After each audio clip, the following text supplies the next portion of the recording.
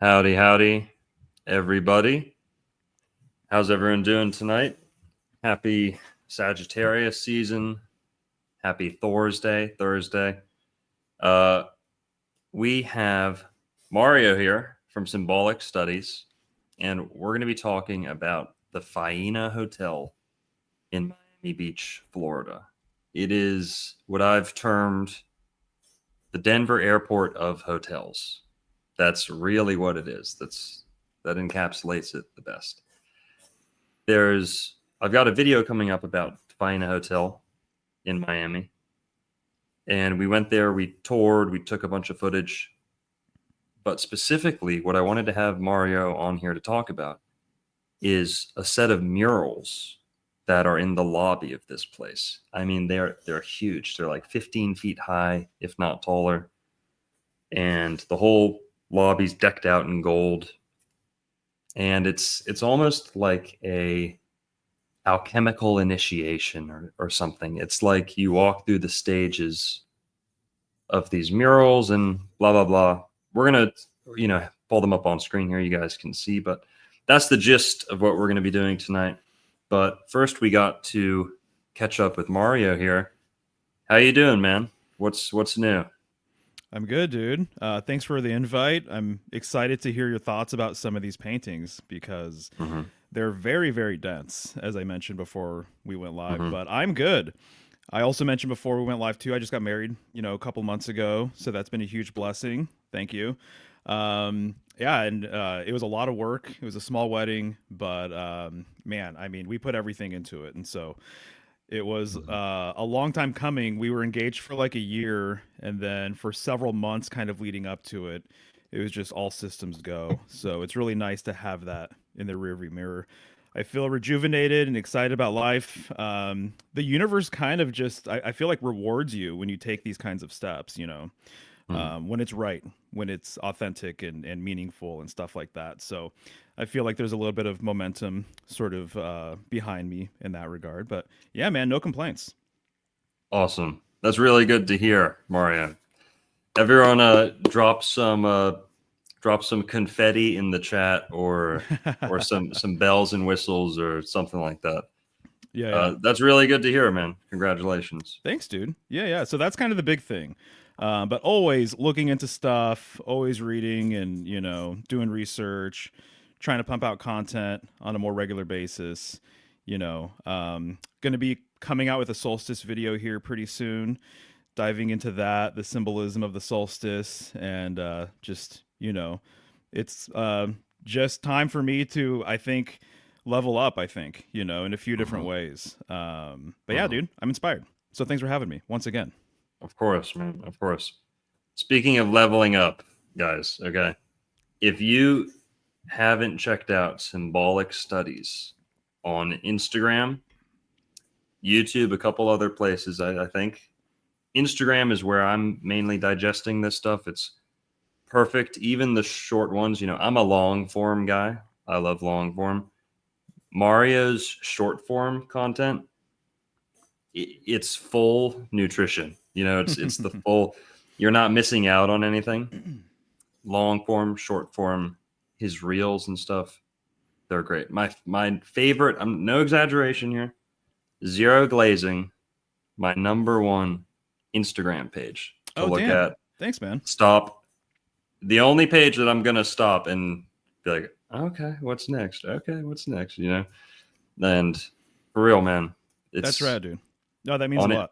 on Instagram. That's like the biggest bang for your buck, biggest Yeah, punch packed. yeah. Symbolic Studies on Instagram. You've got a YouTube too, right? Symbolic I do. Studies. Yep. Yeah, Okay, so on Instagram, it's symbolic.studies because the original was taken. But I'm on hmm Twitter and, I'm all over the place too. cool. So you guys know I'm all about the words, right? Etymology, picking apart, right? Stretching words as far as they can stretch. And Mario is the symbols guy.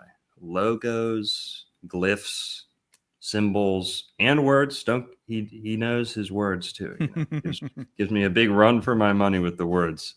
And he's got the symbols down. So if you like schizoing out on astrology, tarot, big tarot guy too. Big tarot guy too. And you're doing readings, right? Do you still I am, you yep. taking them on? Doing tarot readings, yeah. I do a lot of readings for people. I do a lot of study sessions. Mhm.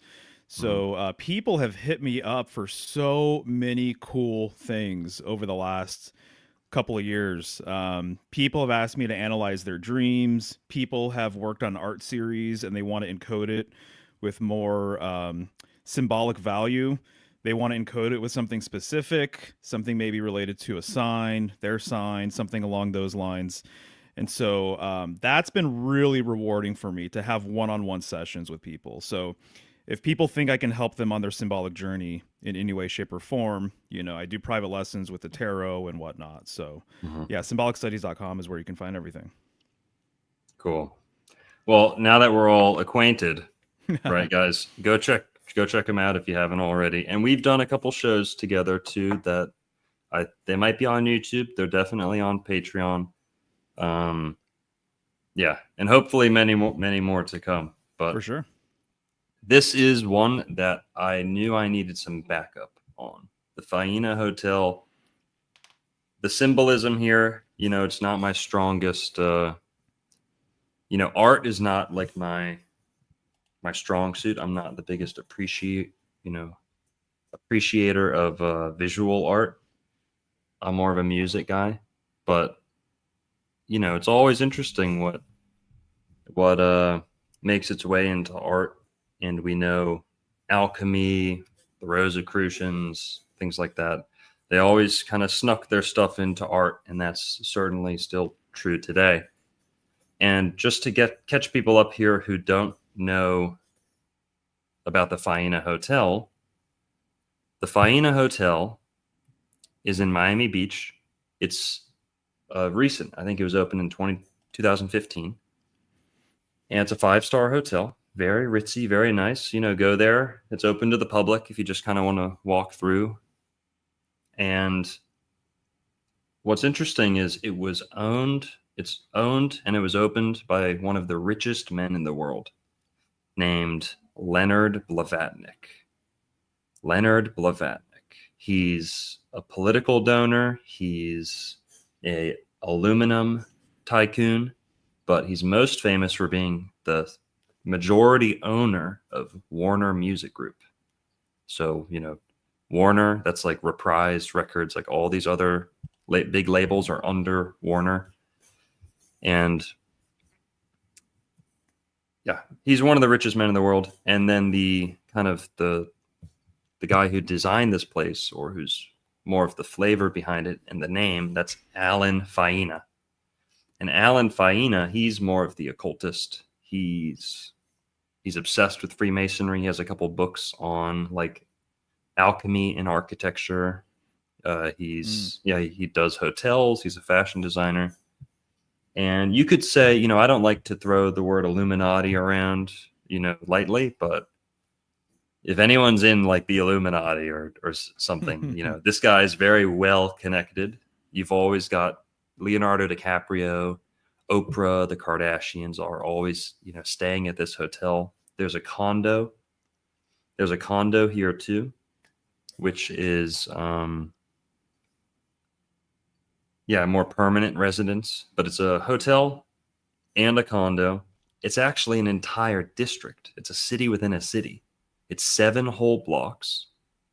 And every single part of this hotel and the district is designed according to the principles of Freemasonry, Rosicrucianism, alchemy, or some hermetic, art, science, or order. Overtly. That's why I liken it to the Denver airport. Is the Denver airport, it's all overt. It's almost like comical. It's very tongue in cheek. It's like they're making fun of the rumors, right? And it's all very out in the open, all the symbolism in the Denver airport. For anyone who's ever been, the Denver airport, it's like rumored to be like Illuminati headquarters #1 because of all the artwork there. And people think there's tunnels underneath, and yeah. So in the lobby of this hotel, is these grand murals. And the murals, they're all openly like alchemical, occult. They're all occult inspired. And yeah, we're going to get into it here. We'll go kind of one by one and look at these. But the story with the hotel is it's in the footprint of the Saxony Hotel, which was like the first fancy hotel in all of Miami. It was like the first kind of hotel, the Saxony Hotel. And that's almost like 100 years old or something. Then it went out of business. This billionaire, he bought this whole district of Miami, and they developed this hotel. They decked it out with all this occult symbolism, and everything down to the streets, the numbers of the streets outside the hotel is steeped with occult symbolism and, hidden meanings. So, for example, this hotel is located, it's on Collins Ave, which is like the main thoroughfare on Miami Beach. So Collins Ave and 33rd Street. Now, if this were any old building, you'd say, oh, well, what a coincidence, They chose 33rd Street on purpose. On purpose. Not only that, like I said, everything about this hotel, from the address, from the street number, to the names of the restaurants and the different wings of the hotel, all steeped in occult meaning. And not many people know about it. This is what the lobby looks like. And how I found out about this hotel was there's an old, ancient mammoth skeleton that has been dipped in gold. So gold plated or gold leafed, solid gold. It looks like solid gold, real mammoth skeleton, encased in solid gold. So it's encased in solid gold. It's in like a hurricane-proof container. It's like a storage container size, glass and gold. Let's see. Well, that's it back there. You can kind of see it. If you want to know everything about the elephant or the mammoth, you can check out my old video about the elephants. It's how I found out about this place. And I've got a new video coming out that's more of a tour of the whole hotel, like I said. This is just going to be me and Mario. We're going to be focusing on the artwork in the lobby, because that would take so much time on its own. It would take up like the whole video. So I thought we'd do it on its own. We found an expert here who can say a lot more about this stuff than I can probably. And yeah, that's where we're at. That's what we're diving into here. So what was your impression being in the lobby amongst these murals? Like, what was the sort of energetic vibe? What were you picking up? It's definitely not a bad feeling. It's glorious. It delivers, I think, what they intended is that you do feel like this is almost like a king's court. The pillars, they don't look cheap up close. It looks like gold. The paintings kind of all have a gold background, so it's very exuberant. It was very a lot of wealthy people walking around. When you walk in there, you're like, man, I'm underdressed. You're like, right. Like me and my friends were like, I was told my friends, put your like best clothes on, let's try and not stick out. Right. And but still wasn't good enough, huh? No, not even. But yeah, a lot of foreigners, you could tell a lot of celebrities and like private security coming in and out, but it's very chill. I was surprised that we could just walk in without having to check in or anything. You can just walk right over back to the beach through those doors. This is like what the lobby looks like. If you walk in, you can see straight back and see the elephant all the way back there. In the daytime, it looks crazy with the gold shining. But on both sides, there's 4 murals. So there's 4 on one side, 4 on the other. And I'll have to watch the video to remember the order. But I don't think that's something that I noticed. And maybe we can debate on this or kind of hash it out is I got the impression that there wasn't an order to these murals. Like, it wasn't like you start out with the beginning of the alchemical process and then you end, with the last one. It wasn't like that. I feel like they were just 8 concepts that the designer chose, or 8 principles that the designer chose. But we'll see. Maybe you'll detect like an order here, like there's a progression. I didn't really detect a progression from one mural to the next. Yeah. Well, I was wondering about that. And also, why 8? Was it just for the space itself? Was it designed to be like this? Do you know Good the point. timeline on when these paintings were created versus when this hotel opened? So it should tell us here. I think it was, it's part of the hotel's design, like they were there from the beginning, I believe. Okay. Here, let's read a little bit. The Faina Hotel, formerly the Saxony Hotel, was purchased by the Faina Group and developed by Argentinian hotelier and cultural engineer, interesting word, cultural engineer Alan Faina. The hotel boasts sculptures by Damien Hirst and interior designs by Baz Luhrmann and Catherine Martin. The Faina Hotel opened in 2015 and is located in Miami's Faina Arts District. And they created the district with the hotel. It all opened at the same time. The focal point of the lobby is a series of 8 10 by 15 murals designed by Argentine artist Juan Gatti. These murals combine mythological, religious, and astrological iconography. They were hand-painted in our New York studio, including the backgrounds and details in 23-karat gold leaf.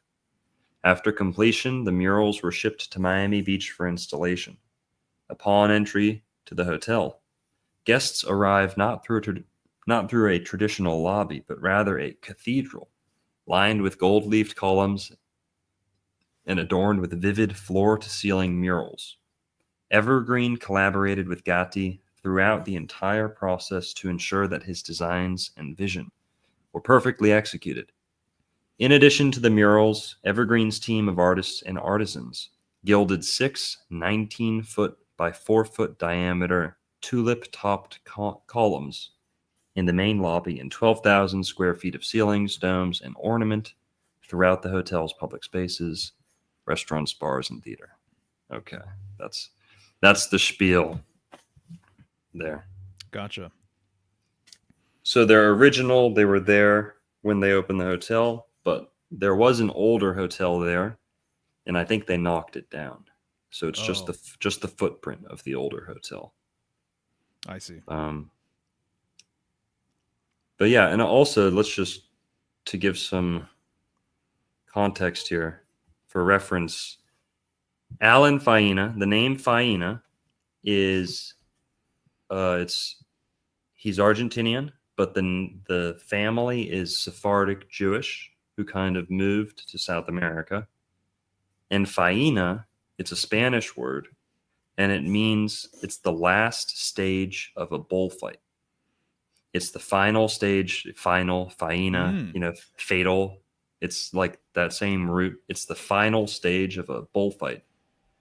And it's the stage in which the bull is kind of killed.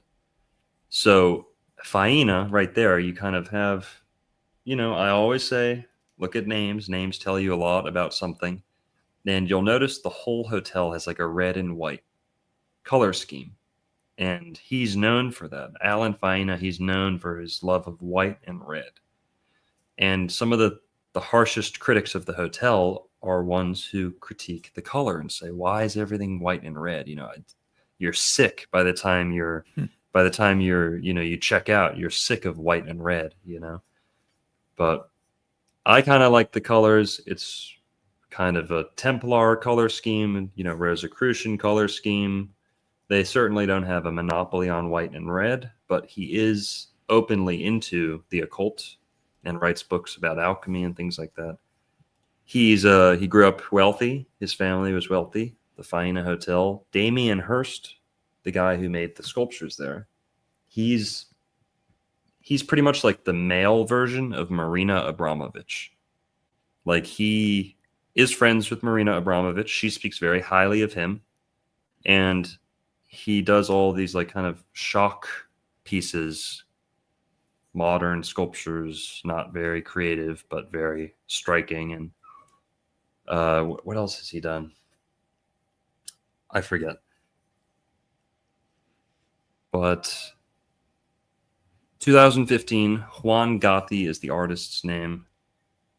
And Leonard Blavatnik, like I said, is the money behind most of this. And he's been, I mentioned the Warner Music Group. He's also been donating to both sides of every significant American election for the last 20 years. So he stirs the pot. And he was anti-Trump. And then when Trump got elected, donated all this money to Trump. So just to demonstrate, like, you know, no real allegiances, so to speak. The Rothschild method, you could say. And so, all right, let's dive into these murals here. Let's do it. I'll try and go in order that I think they go. If I'm not mistaken, Oh, you mean when you enter the actual space? I think so. Okay, yeah. Whatever works, dude. When you walk in on the right-hand side, going in towards the front door, you start out over here at Gnosis, I think. Okay. And you go Gnosis, Energos, and then, yeah, whatever. Then, whatever, we'll see. But Gnosis would be the first one, the one with the rosebud on the top. So here, here's Gnosis, guys. This is what it looks like. This is what the murals look like. Like they all kind of follow the same kind of template a little bit. Yeah. Yeah, exactly. Yeah. Let's just, how do you want to do it? You want to start at the top and go down, start at the bottom? You know, just something kind of more broadly about the overall style, right? There's lots of details. It's kind of overwhelming to look at every single piece because there's so much going on. To me, I definitely get almost like a collage sort of stylistic approach. And I would actually be curious to see how they bring these elements together. And so it reminds me of like a busy collage, right? There is generally like a central orb or like a central circle that everything kind of revolves around in a way. Everything's in the foreground. There is like a background, you know, and a midground, but everything is kind of like pushed forward. And so there's like this flat sort of thing going on, I would say, with the quality of like the painting in general. He's not really trying to highlight like what's happening in the distance. There are some paintings where there is more of a clear distinction between foreground, midground, and background. I noticed too that he lets the upper portion breathe more on every single piece. And then I noticed in one of the photos that I think that they're projecting light from the top on each one, potentially. I don't know what all the light sources look like. So I'm assuming that's all of the gold leaf, you know, up top. And so it almost kind of like draws your eye upward. And obviously, you know, with the scale of these pieces, your eyes would be drawn, you know, upward anyway. I noticed that there's a lot of skulls. I don't think every single piece has a skull, but you can see one right there, right, in that central flower. Right. And so I think maybe like 5 or 6 of the pieces have skulls. And so I'm trying to find, you know, if there's a pattern, you know, a deeper sort of encoding, almost like a puzzle, right, between these pieces. I'm kind of curious about 8 as well. Why was 8 chosen? 8's a very interesting number for a lot of different reasons. And so I wonder how strategic that was. Obviously, I'm assuming very much so, right? How many pillars were there? I can't recall, or I don't know if you mentioned it or not. I'm just curious. You don't have to look it up, but unless you don't know, it's fine. I don't know. Yeah. It had to either be 4, 6, or 8. Gotcha. Right. Okay. At least 4. Yeah. So, you know, there's kind of like 2 central orbs here, I would say, central circles. You have that like planisphere, above the rose, what looks like a rose, Yeah. and you got those wings, to the I'm side. I'm gonna guess Lots. 8. I'm gonna guess 8 Okay, pillars, judging from this picture, if I had to guess. gotcha. Yeah, yeah. So I mean, the number 8 has a lot of symbolic meaning there. So maybe we could talk about that at some point, but Of course. lots of birds. So many birds, so many different types of animals, so many different types of flowers and things like that. Your eye kind of gets lost with like just looking at all of these different things. Um and those wings, right? So just again, more bird symbolism with that. And when I think about bird symbolism, I always think of the angelic quality that basically is associated with flight, and with wings and everything else. There's a reason why obviously angels, have wings. And so they're coming from a higher order, from a higher place, right? And so this symbolically, in a way, is kind of a lower order, right? And I would say symbolism in general, like one of the things I've really been trying to kind of wrap my head around more is like how to talk about symbolism as like a study and like what it's really about. And one of the things that I'm kind of like coming around to just saying more is that um, symbols in this domain reflect a higher order, basically. So everything here reflects a higher order. And symbolism really is a bridge to metaphysics. Like that's really Mhm. what it's good for. That people who study symbolism, eventually that's what it becomes. It's you have metaphysical understandings, and encoding, certain works with metaphysical or religious truths, it's like that might be one of the best ways you can actually pass along information, right? And Mhm. clearly there's going to be people who are in the know and see certain things that other people may not see. So as an example, right, in like that planisphere sort of celestial sky map above, I noticed that Cancer is facing us directly. Mm. So this would be the gateway of man, which means opposing it would be Capricorn, which is known as the gateway of the gods, right? Mhm. And so that would be the summer solstice. So symbolically, what I've learned through traditional symbolism is that the summer solstice generally correlates with the south and the winter solstice generally correlates with the north. This is why, in my opinion, Santa comes from the North Pole, because the winter solstice has a lot of northern symbolism essentially baked right into it. And Mhm. so there's this idea that man comes through Cancer, exits through Capricorn. He may be making a reference to that here, right? With Cancer just facing us like that. Yeah, that's a very, very keen eye on that one. I don't know if I would have picked that up, but you're right. Cancer's on the middle there, and that's kind of what you see in a lot of Masonic artwork is Cancer's always at the top of the arch, isn't it? It's at the Yeah. top of the vault of the heavens, Yep. Yep.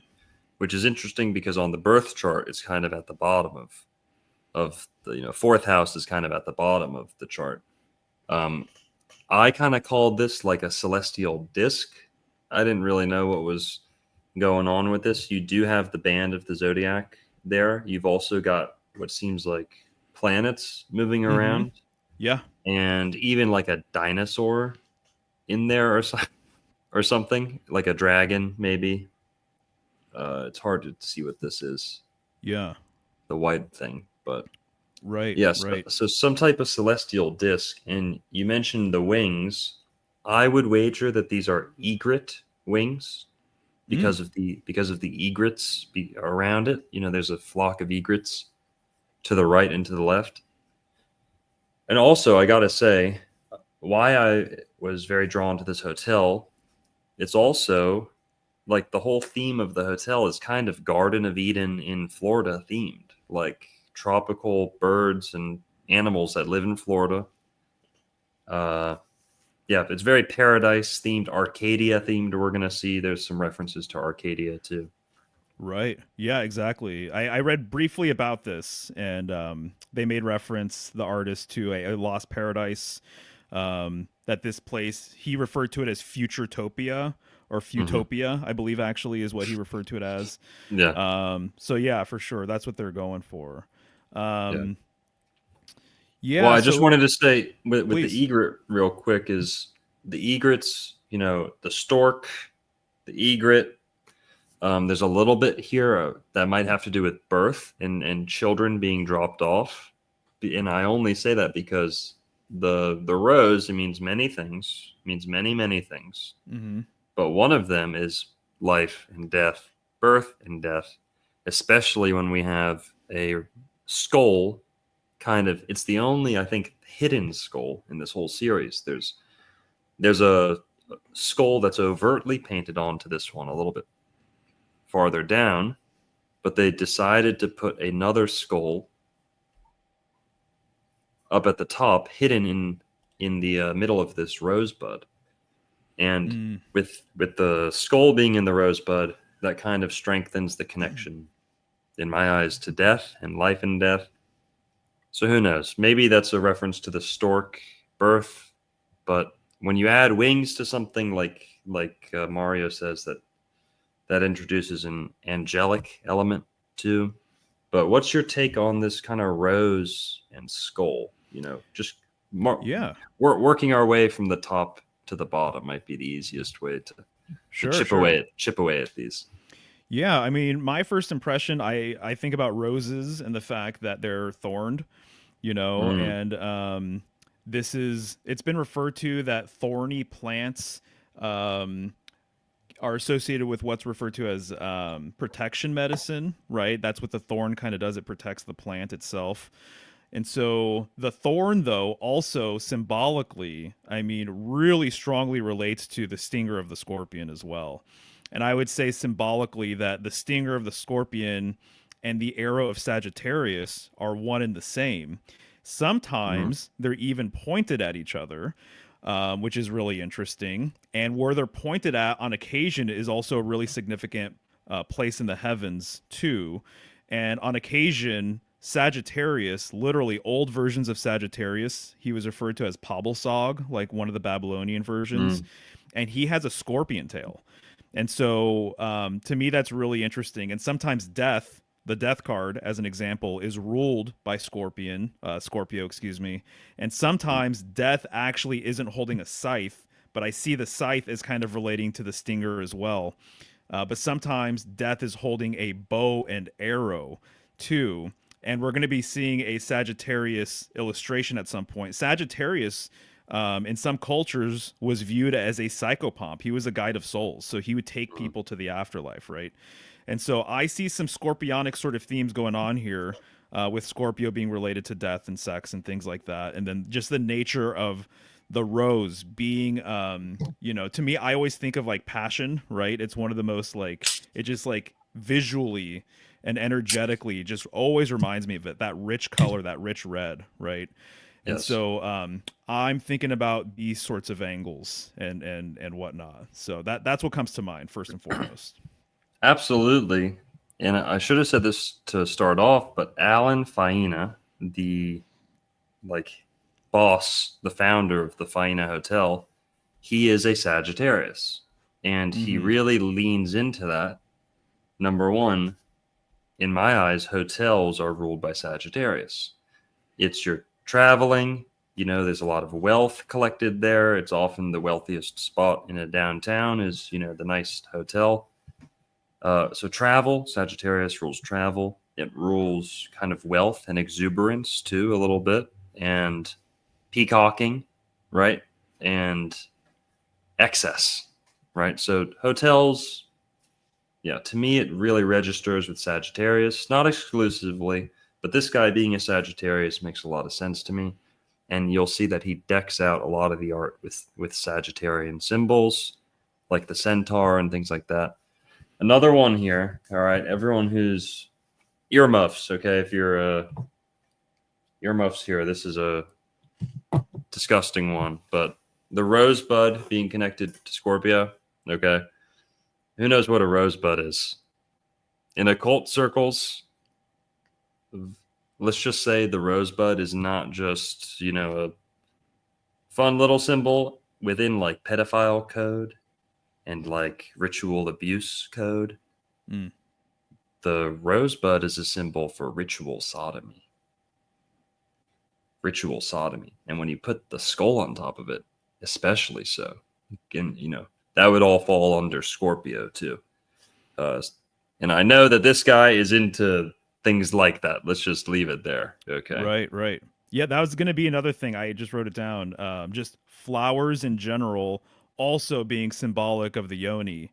Mm-hmm. And the flower is the flower, right? Mm-hmm. And so there's a transcendental quality to the flower for sure. There's, like in Rosicrucianism, right? The rosy cross always has that, rose right there in the middle of the cross. And that Mm-hmm. middle of the cross is like sort of the crossroads or the transcendental point of that basic shape. So there is definitely like there's a quality that kind of implies like movement or like a gateway of some sort when it comes Mm-hmm. to all flowers, I would say. And also, it's interesting you link it to Scorpio, and I kind of agree. We ought to kind of say the name of each mural too. That's probably the best way to start. Is this is the Gnosis mural. So each one of these 8 has like a title, right? An inscription. And the title for this one is Gnosis. Gnosis, who knows what the word gnosis means? Okay. Know, we get the word know, to know with a silent K, from gnosis. Gnosis means awareness. I think it's ancient Greek, I believe. It means nous, it means awareness. And that's where we get the word to know something. But this type of knowledge is not just like you met someone for the first time. Oh, I know that person. It's more, this is intimate knowledge. This is firsthand knowledge.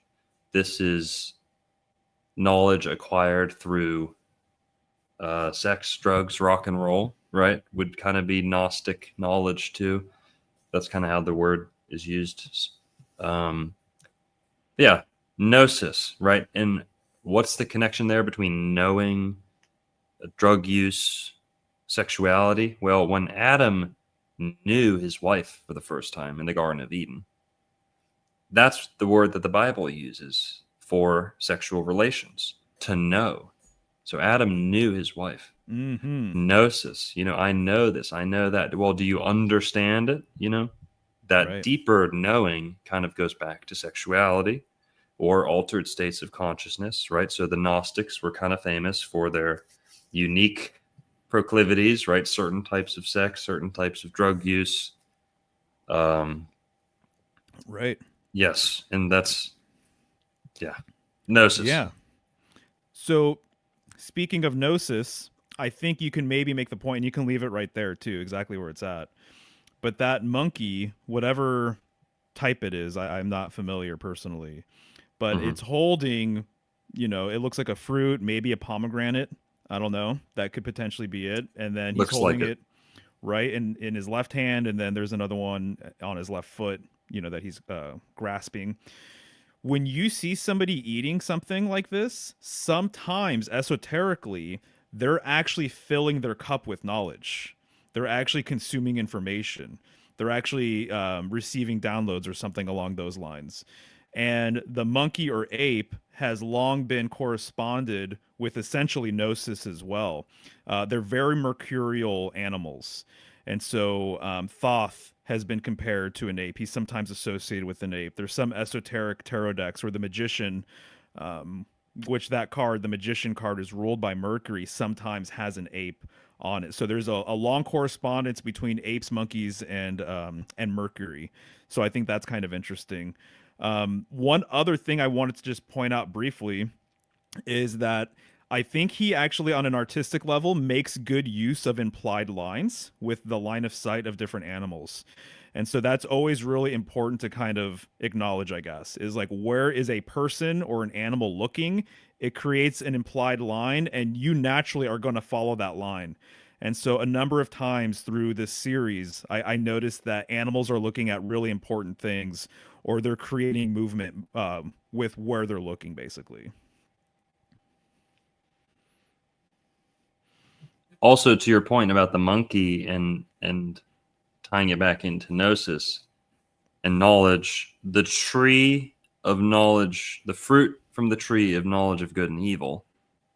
In the same chapter, you have knowledge meaning sex, you have knowledge meaning like wisdom, when they eat the fruit, their eyes are opened. It kind of even indicates drug use, maybe. Shout out to Terrence McKenna, famous Scorpio, who like pioneered the stoned ape theory, which I'm not 100% on board with, but very interesting, theories and undeniable,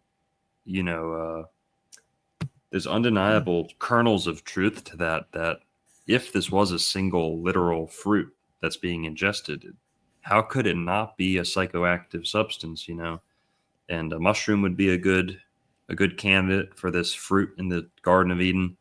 But whatever it is, the fruit that the monkey's eating, it kind of ties back into the fruit of knowledge, maybe even fruit from the tree of knowledge of good and evil. There you go. Which, yeah. You totally got it. Okay, so I have to bring this up now. You tell me if I'm seeing things or not, or if I'm reaching here. Okay. Yeah. But I was looking into thigh symbolism for Sagittarius over the last few weeks, right? That's the body part that it corresponds with. Right. And I got into a lot of interesting things with the femur being the largest, strongest bone in the body, just the power of our thighs and whatever.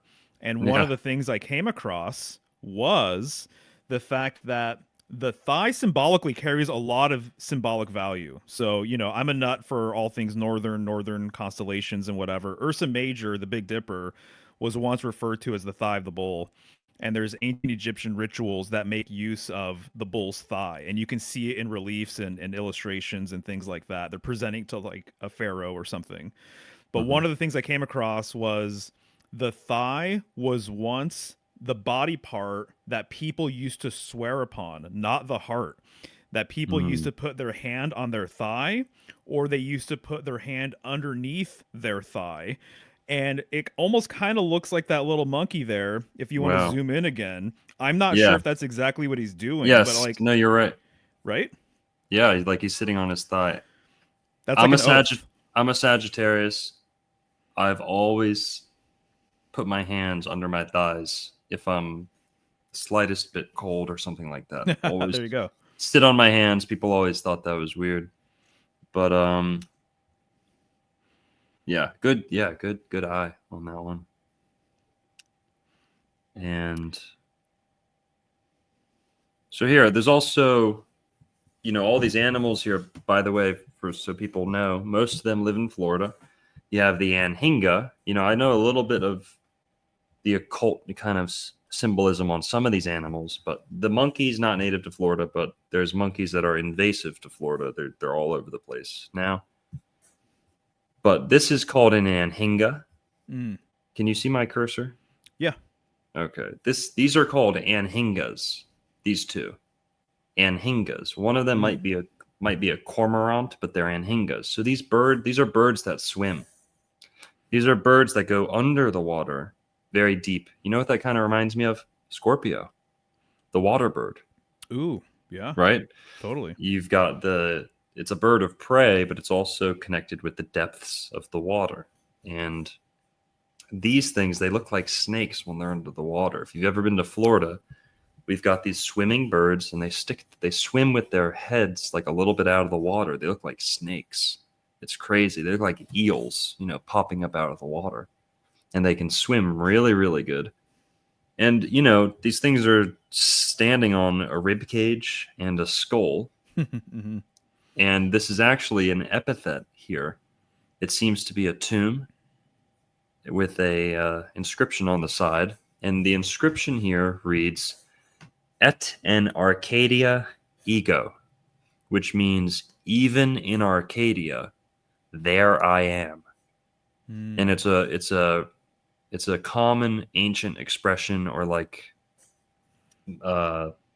Renaissance expression, meaning, even in even in paradise, there I am. Even in Arcadia, there I am. And the first person there is death.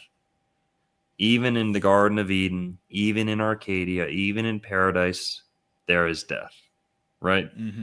And that's kind of what the inscription means. It's been quoted in many great works of literature and different, even movies, different plays. It's a common expression, and it's kind of common in the occult too. To hear it within hermetic circles, you hear Mhm. that too. And yeah, I've had did that inscription jump out to you? Was there anything you wanted to You share know, on I that? mean, I'm not as well versed and schooled with the etymological side of things as you kind of mentioned earlier, but I'm always paying attention to R and words, and Hmm. oftentimes there is a northern correspondence with those Hmm. words. And so Ursa Major, Ursa Minor, Artemis, actually, she's like a bear Mm, goddess, right? So bear. And so Arthur, he's like the Bear King, King Arthur, yes. basically. Yeah. He relates to Ursa Major. So Arcadia just reminds me of that other place because many people have said that the stairway to heaven to the other side goes to the northern sky, basically. So that's what I Hmm. think of. Right. Um, yeah, so there's Also, that. also arc Sagittarius. In my eyes, it rules the arc root. Arc, Hmm. like Ark of the Covenant, Noah's Ark. That's Noah's it. Ark, long distance travel. Um, and then, and what happened right after Noah got out the ark? I know you The know about this. The rainbow, the rainbow, yeah. Sagittarius. It's so this big longest journey in the Bible, to my knowledge. I don't know. Sagittarius, Ark of the Covenant. What's that thing? That thing's like it's getting paraded around like thousands of miles at a time, almost. It's a traveling device. Hmm.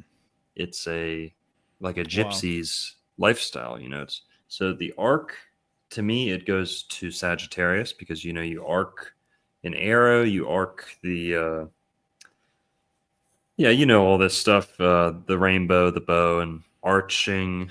So to me, the arch root all goes back to Sagittarius. And like I said, the designer of this hotel is a Sagittarius. I'm a Sagittarius, and I happen to be infatuated with the concept of paradise, and Sagittarius is to have like an obsession with righteousness or like things being perfect, and that is just kind of a Sagittarian concept. Is like, oh, there was a time and a place where everything was perfect. You had everything you needed. There was no complaints. It's like one of my favorite quotes about astrology is about Jupiter. If Jupiter were the only planet in the sky, mankind would know no strife and live Mm, forever. mm. But that's clearly not what God had in planned. So therefore, there's the other planets to cause mischief and chaos and strife. But Right. yeah, so I'm particularly I love the concept of Arcadia, paradise, things like that, and maybe this Alan Faina guy too thinks the same way. Right. Right. Another just sort of stylistic decision. It's pretty obvious, but I'm just going to mention it. The proportions of things are Right. drastically, wildly sort of combined. So Hmm. huge insects, small animals, huge flowers, as an example. So Right. this guy's paying sort of like no mind to like actual true proportions in real life, Hmm. right? He's just kind of throwing it all together. So just one of his choices with everything. A couple commenters were saying it's like pre-deluge proportions or something. The Ah, grasshoppers, the size of right. the size of a bird, and the deer is smaller than the ivy and things like that. But Totally. Yeah, exactly. so who knows? Who knows what they were trying to say with that? To me, it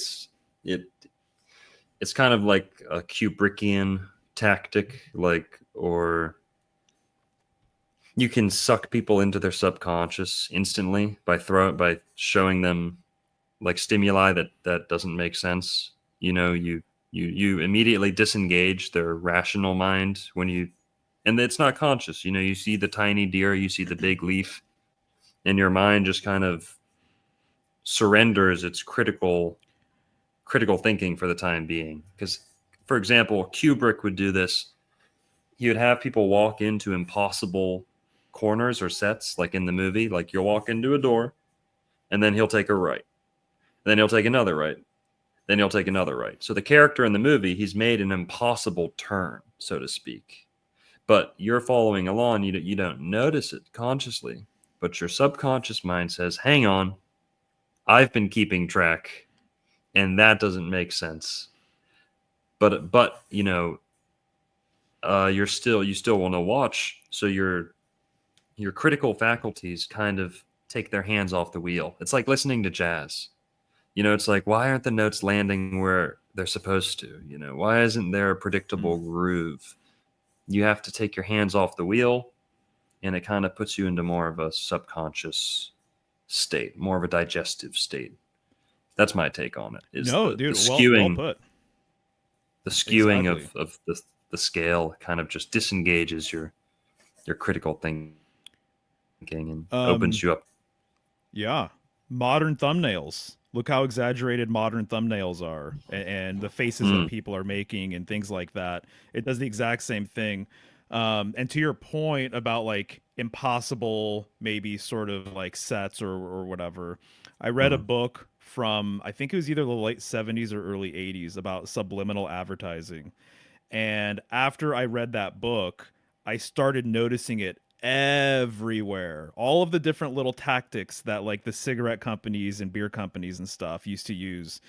And I collected all of these old magazines from like the 70s and 80s and was looking through them. And I saw so many examples of this. So it would be something like a group of people like hugging each other for some like cigarette ad or whatever. But one person's arm, it's like impossible for their arm to reach around the whole entire group. But they actually made it, like they did it, you know, whether, you know, however they Yes. manipulated the situation. But there was one brand in particular where every single ad was impossible. There was something that if you had a discerning eye and you knew that this was the deal, you can Yes. scan the ad and you can see, oh, this guy's not that tall. It's impossible for him to be this tall. So those aren't actually his feet. But just Yes. like what you said, it bypasses sort of your conscious mind and you're left vulnerable to Hmm. whatever programming or messaging they want to deliver. Yes, exactly. I'd wager that might be what they're trying to do here with the size differences. Mm-hmm. Yeah, But excellent point. we've also got here in the bottom left corner a significant animal that's a little bit easier to kind of decipher. The rooster.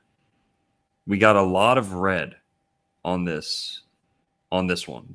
This seems to be the reddest mural of them all. A lot of the birds here don't exist, actually. I was looking to find these birds in real life, Oh. and they either don't exist or their plume has been enlarged and turned red. Right? So these are kind of real birds, but the tails like that aren't real. They don't exist. So they've added some red here. They've added these big plumes to the tails of the birds. Lots of red throughout. And then down here around the tomb, a lot more red. Just real quick here, the raccoon reduces to 33 in numerology, Hmm. Pythagorean, I think. There's some reptiles, there's some deer. But what I noticed from the rest of these is it seems that this has the, I forget what the pattern was, but I think that one had the most mammals, like peaceful. I could be wrong. Mm. But it's a little bit more of a manger scenario, less predators, you know, still some predators, but a little bit more of a hanging out. Like these animals wouldn't eat each other if you kind of hit play on this scene, you know, Mm-hmm. they kind of a little bit more relaxed. To me, this, and it's the first mural in the series, it's kind of indicative of birth a little bit. Definitely a lot of death too, don't get me wrong. The rooster to me represents the sunrise, Aries a little bit, you know, the sun in Aries, however you'd want to say that. It's the sunrise for sure. Some place it with Mars, some place it with the sun. But Rus, you have the word red in there. To rise, Rus, rosy. You know, rooster is the same word as rose, by the way, right? Mm. The sun rose, didn't it? And the roosters roosted, you know, made his noise when the sun rose. And those both mean red. We got a lot of red on this one. And if we're putting this in like a chakra or holding this to like a color standard, this would kind of be the red one. This might, you could say, be the root. This might be the beginning, the first stage in this alchemical process. I'm not sure. We're gonna see kind of what their game plan is with these, but what's your kind of takeaway overall with this one before we move on? Yeah, well, I mean, I love your commentary of what you just mentioned there. Our lowest chakra, the red chakra, and I think that makes a lot of sense. And it would make sense too that it would be the beginning once again with Cancer being the gateway of man, the rose, the yoni, from which all of us come through, right? The real Mhm. true gateway. And then also with the tomb, that makes sense too, because it's like obviously it's like life and death are just two sides essentially of the same coin, and Mhm. Scorpio really embodies a lot of this symbolism. So Mhm. I'm not sure what plant that is right beneath Gnosis, but I do like how they're mirroring the same arc or curve of the banner. That Yes. doesn't, that looks very much intentional. And then once again, just the thorniness of what it looks like too, just reminds me of Scorpio and all things sort of that penetrate. But yeah, Mhm. that's what I would say about that. But Yeah. good decode, dude. Of course. Yeah, likewise. I think the other ones will give us some more context here. Maybe we'll get a clearer picture of what, because we got to think of what's the point of this, right? Right. There's not a pamphlet in the lobby that just kind of breaks it down for you. You've got to think like the initiated here, Someone's walking in here, they're staying here for a couple days, they don't have time to sit and study the murals.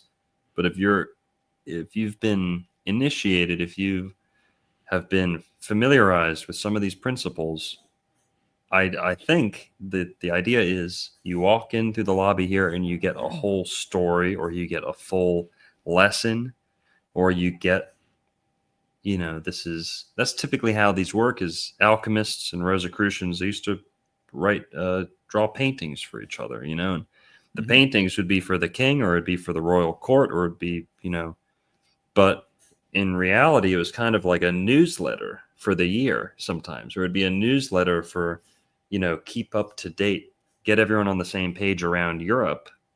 Instead of having to put out a newsletter, you could say, hey, here's the new process we're doing this year.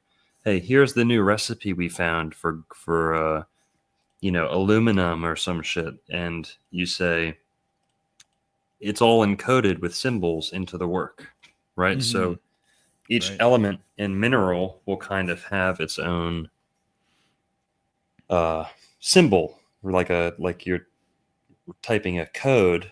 Each thing can have its own symbol, and this way, alchemists and occultists can send each other letters across Europe without having to leave a paper trail. Right? It's all just symbolism coded. Even in the illustrations of books, sometimes would be codes. From one artist to another, one alchemist to another.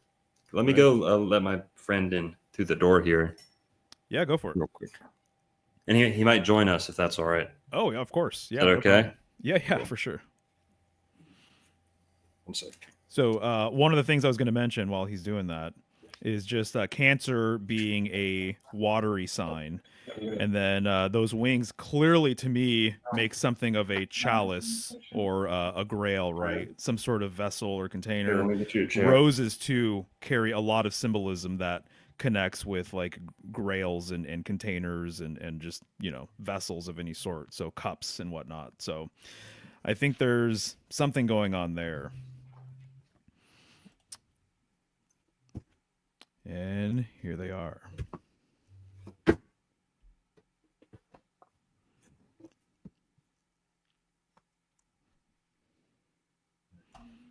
Here, Mario, tell me if this sounds terrible. I'm going to take the headphones out to see if. Okay. Okay. Mario, You're good, man. we sound good? Yeah, yeah, I think so. It should I don't it think should anyone else will automatically disagree. cancel the echo.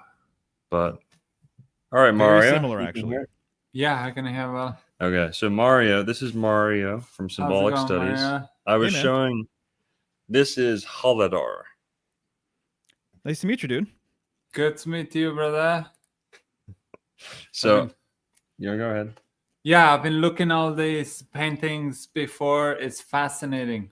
I'm like into the tarot world, mystic world, symbology world for decades. So Excellent. yeah, I'm glad that you guys invited me Yeah. Yeah, right on on. the show. He's a bit of a Miami legend himself. He's like the #1 tarot guy in Miami, maybe. Oh, cool. He's a tarot reader. He's from Estonia originally. He's staying with me up in Palm Beach for the time being, but he spent a lot of time in Miami, so he knows Yeah, Miami pretty well, and he does tarot, and he knows this his hotel stuff. actually called me to make readings in the very beginning when I was there, Yeah. like the first year or so. Oh, wow. But I didn't really know how important that hotel is, so I wasn't paying attention, and somehow I just let it slip by. Later realizing, oh my God, this is one of the top hotels and all this, symbology, etc. Mhm. Right. Nice. I'm a big tarot guy myself, so that's awesome, dude. Yeah. I was showing him your Instagram earlier, the video about the rainbow too, and Okay. he said he was like, "Let me get in on the live stream Yes. tonight." Awesome. Yeah. So yeah, two lovers of the tarot here. He's doing readings in our bookstore too, by the way, if anyone wants to come in Yes. for a reading. Most welcome. And We Yeah. gotta send Mario my deck once we print it. yeah, he Ooh. made a tarot deck. He has his own deck. Yeah. Right on, man. Yeah, That's it's awesome. a little bit similar like Hermetic. You probably know Hermetic Tarot. Sure. Yeah. That's It's like black great. and white. So I have like an update for the Crowley and Raider Waite and Hermetic is like an update for the latest, like after 2000. Mm-hmm. Nice. Anyway. I can't wait to check it out. That's a huge accomplishment, honestly. So you. congrats. That's rad. It's a really cool deck. But here, you're a little late. But Okay. here we already went through this one, Gnosis with the rosebud. Just real quick, Holidar loves roses. He's decked out in roses right now. Rose everywhere. Real quick before we move past this one, what's the rose with the skull on it? With the wings? I would say the rose is always symbolizing the soul from my studies. So like it's an opening of the soul, and putting a skull there, you can see it perhaps few different ways. One is like putting some layer on the soul, kind of like controlling the soul or trapping the soul. Another one can be just like soul is immortal in a material body, so that can be like 2 layers. Right. But yeah, it has the wings behind. Yeah. Well, here we'll dig into the next one. The order here, I think it goes Gnosis, and then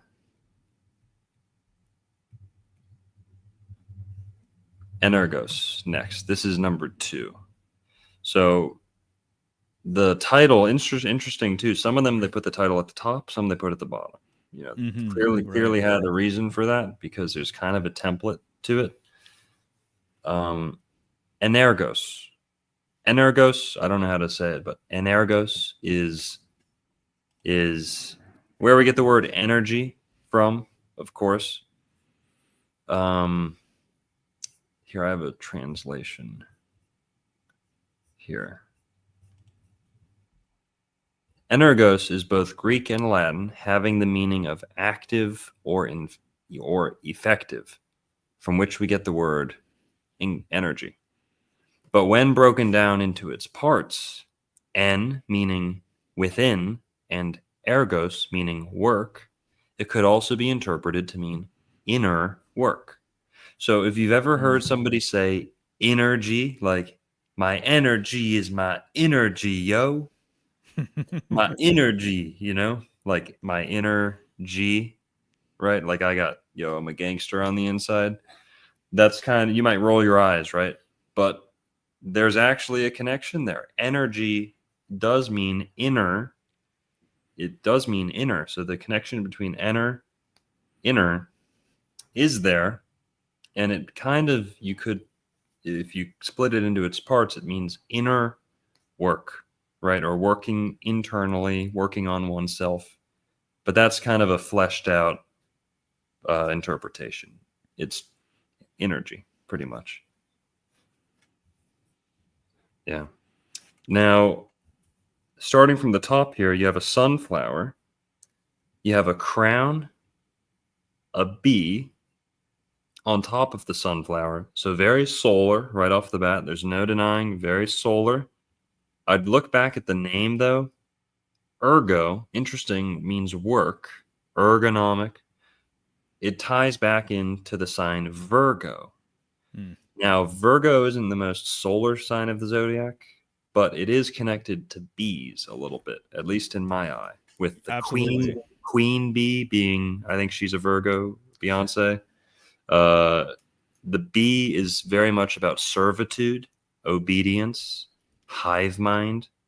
Virgos are they're kind of like that, you know, very service oriented. They like to have a rigidity to the schedule and the roles and things like that. And, you know, a lot of connections with the bee, Virgo, also the root in my mind, bear, beer, Virgo, you know, just it's like you're speaking German, you know, turn the V into a B, Spanish, German, many languages. The V, beer, Virgo, Virgo, you know, it's the bear. Virgo I associate with the bear and the deer, but then also beer. And what helps make beer, or at least mead, medium, midway, the halfway point of the zodiac, mead, comes from honey. So there is a connection between Virgo and honey's virginity, the queen bee. But the crown, to me, it can be solar because the sun does have a crown, but the crown on the top of the head, it also gets tied back into Saturn, of course. Bees can be associated with Saturn a little bit because of the hive mind, sacrificial element. You know, if you're a worker bee, if you're a bee, you're worth nothing, right? You're a slave, right? That's one way to look at it. There's a Saturnian element to beekeeping, having bees, being a bee. So those are my takeaways. There's a bit of royalty here. The queen bee, especially, it seems to be not just like a king. It's the bee with a crown. So it's solar, but it's not, you know, there's another, and there is a lion down here, so you can't ignore that. But who knows? You know, there's 8 of these, so you can never really place it perfectly to one chakra or one planet or one sign of the zodiac. It is kind of a funky schematic, you know, that they used here. But what's your takeaway just on the top part here, energy? Yeah, so I mean, I love what you said. I'm so glad you brought up Virgo. I've been working on an illustration series for like 4 or 5 years illustrating the zodiac, and it's been on the back burner for a little bit. But I put bees in my Virgo illustration for the reasons that you mentioned. There is a direct correspondence. I'll even say too that the bee, I can't remember the name. It might come to me, but the name for a common honeybee, like the actual like scientific name, it actually goes back to its wing, and it means veiled wing. And so there's a relationship with this wing, the wing of a bee, being a symbolic veil, and veil symbolism strongly connects to Virgo. A bride having a veil and having it be lifted on her wedding day. A lot of bridal symbolism is all related to Virgo, basically. Wow. Yeah. That's a really good one. That's a Yeah. really good one. So that's really interesting. The other thing I'll say too is that Virgo, you actually see it in the tarot. The strength card, where the woman is taming the lion.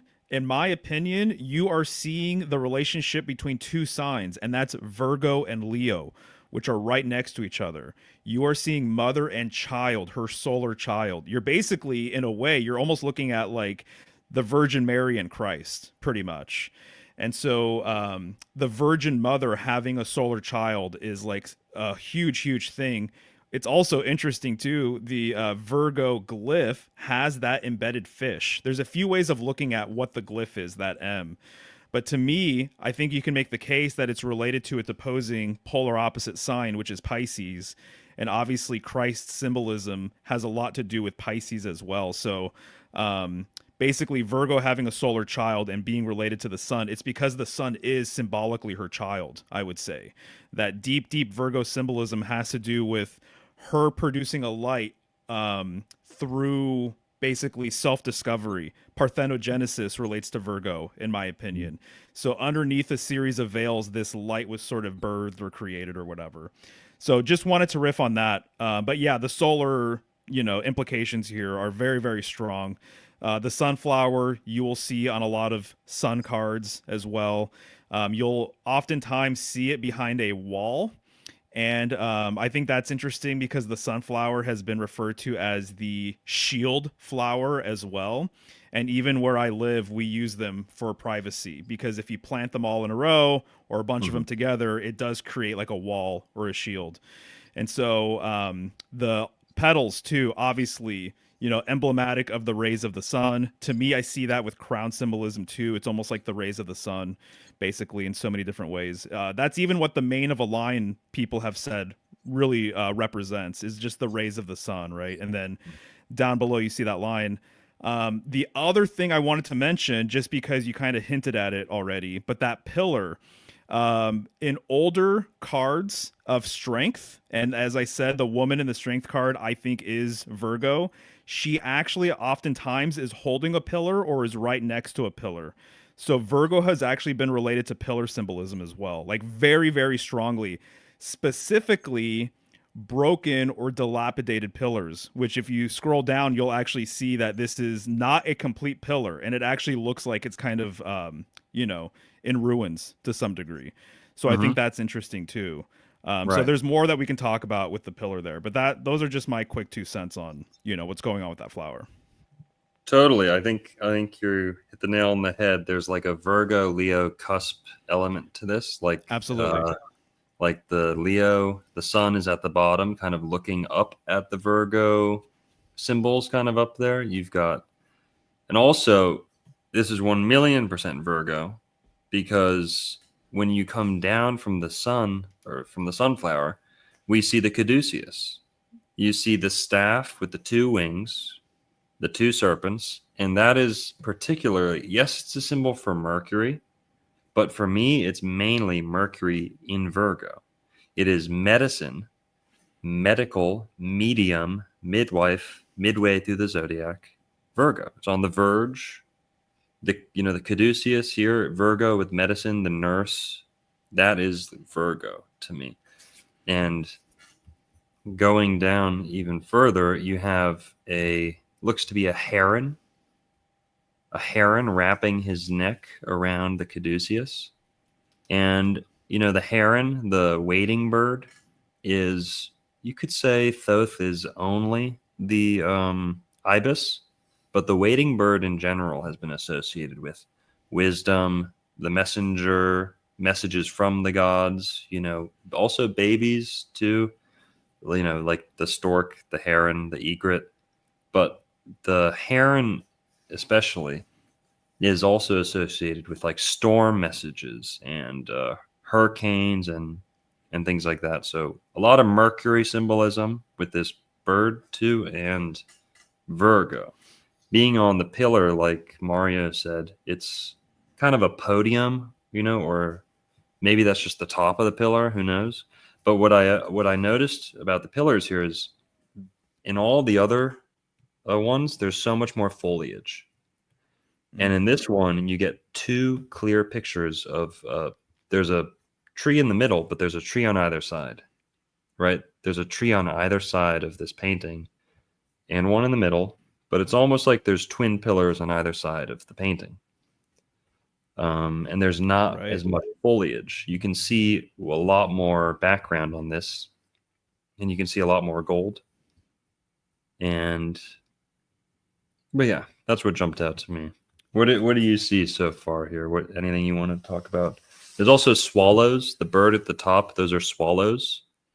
So it seems that the birds at the top are like, there's a kind of a consistent pattern there. They have the egrets in the first one and swallows on this one. So swallows. Is Virgo associated with swallowing? I don't know. Who knows? I don't know. Nutrition. Virgo is associated with digestion, nutrition. Mm-hmm. But swallow, that's the bird there. The swallow tail is also significant, holds a symbolism of the split Mm-hmm. tail. A dovetail, or things like that, being a symbol of peace. Yeah, partnership too, the swallowtail. But yeah, boats too. There's two boats. You got two big ships, right? Those might be the Spanish showing up in Florida. Who knows? But flamingos, People always forget the flamingo. That word means flaming. Flaming flamingo. It's some people say the flamingo is the phoenix. There's always been a kind of a debate as to which animal was the inspiration, the sole inspiration for the phoenix. There's probably a lot of inspirations, a lot of pieces of animals put in together. But for me, I like the top candidates for me.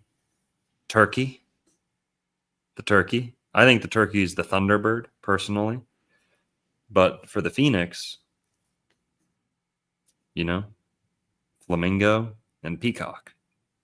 To me, I can't see many others.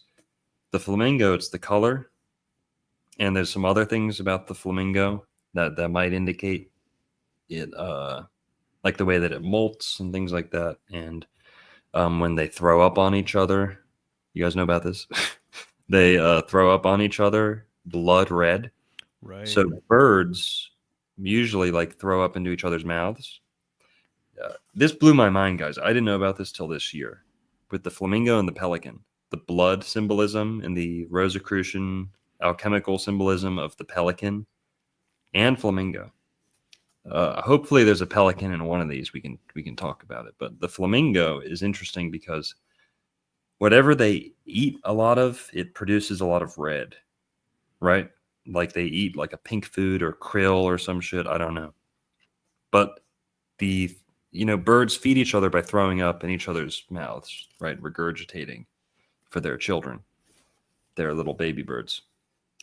The flamingo is special and bore a occult significance because of the fact that when it throws up, and they produce like a little bit of something in their throat or whatever, but when they throw up into each other's mouths, for flamingos, that material is blood red. It's blood red. So, other animals or other birds, it looks like throw up. It looks like puke, With the flamingo, it looks like blood. It looks like they're just gushing blood out of their mouths and their baby birds are, swallowing it. So think about being a, 16th century alchemist or something, and you don't know that that's not blood, it's more like bile or something like that. I don't know, but it looks like blood. And that might even be what gets them very, very pink, is that they are constantly bleeding, like throwing up bloody pink onto each other. So Right. that's just jumped out to me is the flamingo people think it's like a flowery or almost like a gay bird, but they have like this deep esoteric kind of significance too. Totally. Yeah, no, exactly. I think it might be lore, but I think one of the folk things that was said about flamingos is that what they eat, that's why they're so pink, basically, like what you just mentioned there. I just wanted to riff real quick on some more Virgo stuff because I think it really is a potent aspect to this painting. I would say that basically Queen symbolism in general, they're paying homage to Virgo in so many different ways. So Virgo is the queen of heaven and then also the queen of earth. There is a lot of symbolism that relates between Virgo and Leo. So the virgin or the maiden and the lion. I've even come across some of my reference books where they say that the lion has always been very fond of the virgin and that they're kind of inseparable from each other, basically. I thought it was really interesting to revisit Madonna's Like a Virgin music video. And there's pillars, and she's being pursued by a lion. She's being pursued by a real lion, and she's talking about being a virgin, right? And then also there's a guy in a lion mask who's also pursuing her. So they understood the symbolism between lion and virgin. And so there's Yes. a lot of queens that have been associated with lions, basically. And the lion is always subordinate to the virgin, the maiden, the queen, basically. So I see queen, goddess, and Virgo symbolism as essentially being parallel or overlapping with each other. And so there's a lot of thrones, queen's thrones, where there's two lions on the armrest, or there's Hmm. two lions acting as sort of like either like guardians for the queen, or even like the draft animals that pull her chariot, something along these lines. Even in the heavens, you literally see Virgo and Leo next to each other. Virgo's behind Leo, and they're on top of Hydra, which is a serpent constellation, right? Hmm. And the Leo illustration in the Dendera zodiac in ancient Egypt, you see a lion on top of a serpent, and then you see a little woman holding his tail, basically saying that Virgo, the goddess, the queen, the mother, is actually in control, that the Wow. lion is underneath her. Go ahead. That's a really good one. Also, Madonna, I believe she's Virgo, Leo, Leo, or Leo, Virgo, Virgo, something like Ooh, that. So the Virgo Leo combination often has a queen complex, or like princess complex, you know? there you go. Well, even But what does Madonna mean? It's a reference to the Virgin Mary, mhm, right? right. So more Virgo symbolism. What was the last thing you just said? I forgot before I started talking. um, Queens and lions being part of their throne. Okay, yes. And this the serpent, the cat standing on top of the serpent. Hmm. Um, Virgo is said to rule house pets. Oh, Leo really? is in one book that I've read, That's uh, the interesting. ru- Yeah. the rulership book. It's diminutive animals. Taurus rules like larger livestock, and Pisces, Sagittarius rules horses, and the horse class like camel, horse, alpaca, those things. And then Pisces rules like elephant, rhino, bigger. Virgo rules animals that fit within the home, domesticated animals in general. So Leo is definitely the cat, but what you just made me think of is the cusp between Leo and Virgo being the cusp of the house cat. Why is that? Because the Egyptians believed that house cats were the product of a lion and a serpent being morphed together, specifically the cobra, because they hissed, they have the slit eyes and all that stuff. So who knows? Maybe the mythology there with the lion and the serpent getting mixed together results in the house cat, right? Like Leo going into Virgo, right? Oh yeah, bro. I mean, there's a whole entire thing. Basically, I made a video about this. It's probably one of my best videos, but basically linking the serpent, feline, and dragon together, and that they're Mm, essentially in mythology they're interchangeable, basically. right. And so there's times where, or I mean, all you have to do is look at the similarities too between a serpent and a cat, how they both strike. There's serpents that have slit pupils. There's cats that have slit pupils. They Mhm. both have fangs. They both hiss. Yep. Even the tail of the lion has been compared to like a serpent. Basically, it's very serpentine sort of in nature. Even just how they kind of move and operate and whatnot. It's like very very similar. So Yep. I see that there's a lot of parallels between the serpent and dragon for sure. Yeah. Also, cats and serpents have this like antagonistic relationship between them. Um, Right, yeah. right, exactly. One other thing that I think relates to this Virgo queen symbolism too is look at how intact and nice those ships are. It doesn't look like they've been warring. It doesn't look like they're battered and torn and Right. whatever. They're like beautiful and nice. So Yeah. I think there's something to be said about that. There's also the hexagram. Virgo is the sixth sign of the zodiac. Bees Excellent. build hexagonally, and we notice the what do they call it? A Merkaba, Hmm. the Star of David, whatever your Right. preferred name for it is. But with the eye in it, yes, that's an Illuminati symbol. That's an openly Illuminati, like Weishaupt symbol, the eye in the Star of David. But 6 points, you know, who knows? Maybe number 6, Virgo. But the flamingo, the ships, anything jump out to you? Jump out Oh to yeah, you? the whole. I'll give you the breakdown. Yeah, What yeah. I see. What do you think about this one? Let's start from below. Okay. So, What I see is like they designed this thing for this hotel, Vienna, right? mhm. So the pillar can be like an altar they building on this new like community. The Star of David, really, it comes from the ancient world. It's used all over India. It's called Satcon. And it's basically, they call it's a science of attraction. Whatever you want to attract, you put there in the center. You can put there like any kind of name, number, whatever's in the center, you will attract that. So you say it's the Illuminati symbol. So it's clearly like a build up of Illuminati, like a new vision. The bee is the best worker, right? Perfect worker. They can actually, we cannot even create really what the bees do. They somehow make this perfect geography. Geometry, yeah. Like the octagon, Satcon is connected to them. And also what I was thinking with the bee was a symbol of Napoleon. He kickstarted all this libertarian movement. He cut the church off the country and made the 2 departments, right? Mhm. So that's, yeah, the boat coming to the shore in Miami. It's like the great work, Yes. making this Vienna hotel the best.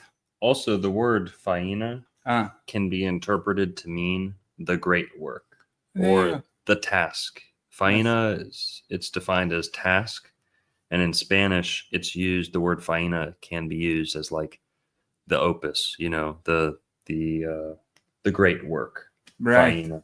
That's one interpretation. Wow. for Yeah. faina. It's like the great work in action. You got that bird there, the waiting bird. Then you also have the sunflower. It follows always the sun. It turns with the sun as well, right? So it's like they follow the light, or they follow their mission, they follow their goals, like the bees. Perfect, building everything. The name for this one's energy. Yeah. Energos. And All right. bees collect the nectar from all the flowers, make honey. So there's a lot. Yeah. A lot. Yeah. Well, here, let's. Put it in there.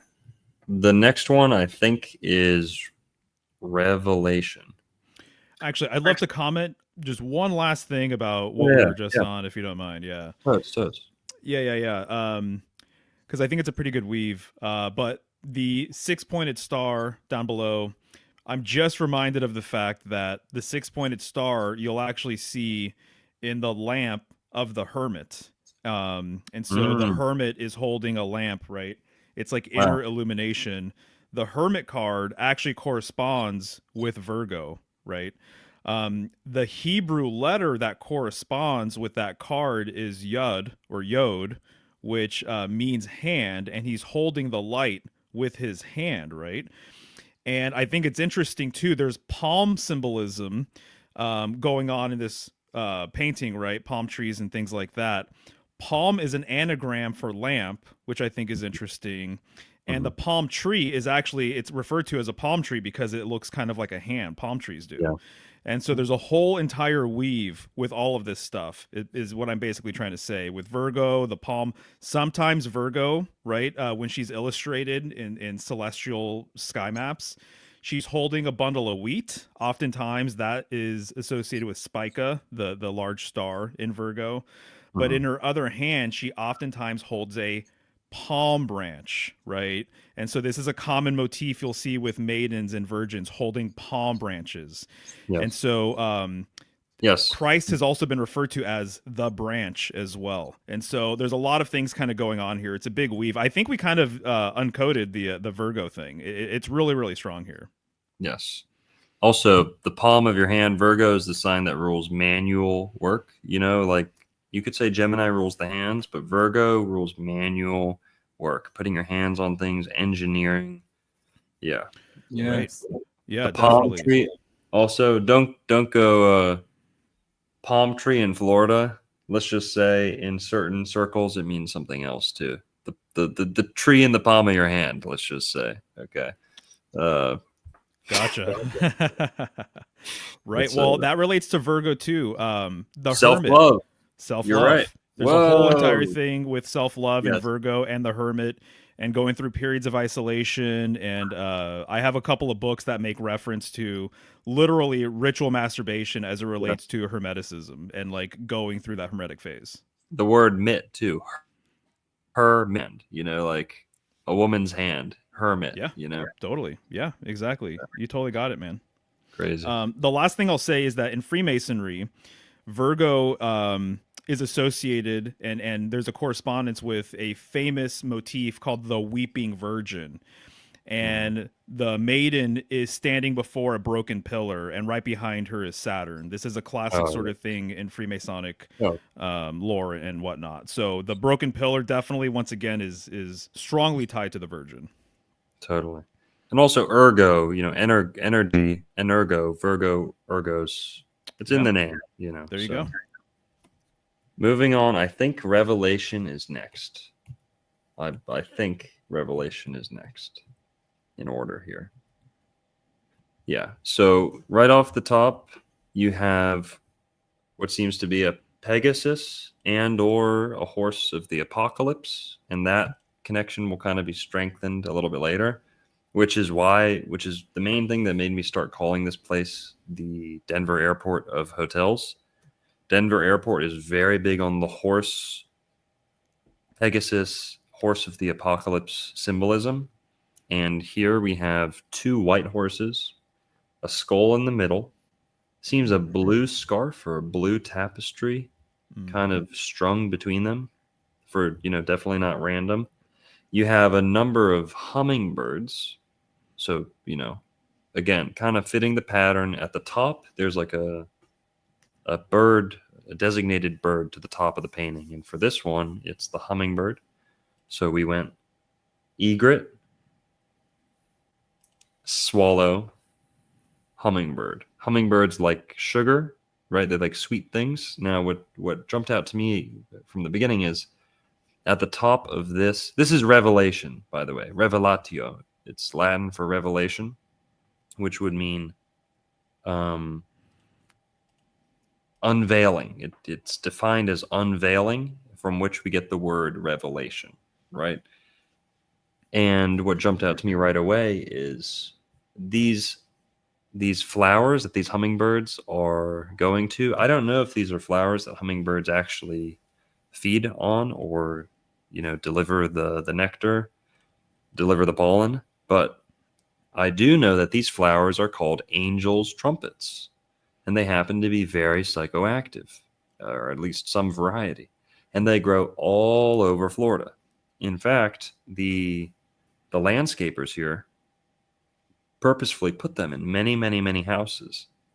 They're just beloved front yard flowers in Florida. And they happen to, I had friends who, you know, were like drug dealers growing up, and they would see these flowers growing in certain houses and be like, oh, I got to sneak back there at night and, you know, go cut those flowers and make a brew out of those. I had friends who'd make brews out of these. So that flower, if you've ever played the video game, Far Cry 5 or whatever, this most recent one, where it's like a cult setting in like middle America or something, they're using this flower to brainwash the entire cult. It's very psychoactive. It's called an angel's trumpets. So even in the name there, you know, the trumpeting before what some people consider the doomsday, apocalypse, second coming, whatever. It's said that there will be trumpets. So the four horse of the apocalypse, The trumpets, who knows? But that jumps out to me just starting at the top here with the name Revelation. Makes me think of an epiphany, drug use, divine revelation, things like that.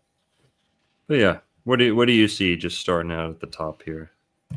Yeah, so the first thing that popped out to me is the fact that you actually see the Pegasus constellation on that planisphere there, and it's right underneath that blue ribbon, right underneath that skull. You'll recognize it because it's a square, right? And it's right in between Pisces as well. And so when you look at Pisces in the heavens and you see a square in between the fish, that's Pegasus. Pegasus is upside down, basically, when you're looking at Pisces like that.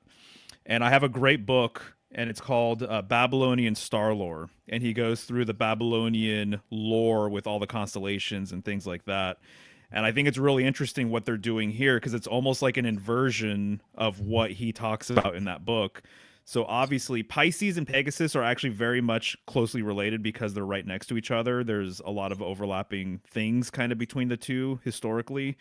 And so what he says though is that the body of Pegasus being a square used to be referred to as a field, and that it seems as though this field has really been kind of likened to almost like Earth itself. And Earth has always been compared to a square, right? So like the square, even in the compass and square icon for Freemasonry, the compass represents the heavens, the square represents Earth, basically, right? And so the square, the four corners of Earth, right? The idea, what he said in this lore is that there was a split stream that ran on two sides of this field.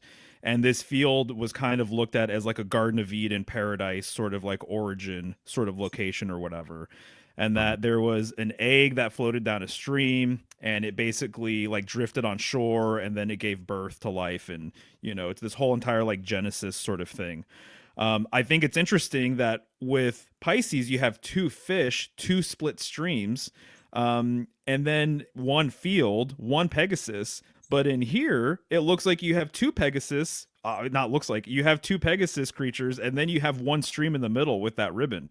So it's almost like, I don't know if they're doing an inversion of that storyline or something like that. But that was the first thing that popped out at me is Pegasus and the split fish, the two fish, but instead we have two horses here. And then it's almost like that middle ribbon to me seems like it's supposed to be like a symbolic stream. And it's literally coming from Pisces.